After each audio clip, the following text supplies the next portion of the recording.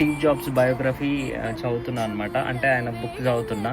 So దాంట్లో interesting fact ఏంటంటే Steve జాబ్స్కి మన రిలీజియన్కి చాలా కనెక్ట్ ఉందన్నమాట. ఆయన ఎర్లీ స్ట్రగ్లింగ్ డేస్లో వాళ్ళ పేరెంట్స్ ఆయనని స్కూల్లో జాయిన్ చేస్తే అండ్ అది నచ్చక డ్రాప్ అవుట్ అయింది అనమాట. ఆయన దగ్గర పైసలు కూడా లేకుండే. సో 7 miles ఆయన వాక్ చేసి మన హరే కృష్ణ టెంపుల్లో పోయి ప్రసాదం తింటుండే అనమాట. అది ఫ్రీ, ప్రసాదం ఫ్రీ కదా, ఎవరు వచ్చినా ఇస్తారు కదా.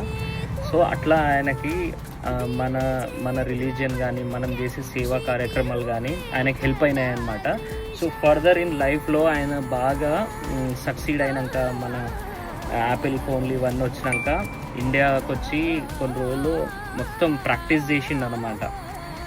So what I want to say is be grateful what you are. You never know whom you're gonna help and how big they can turn around. So that's all guys, thank you.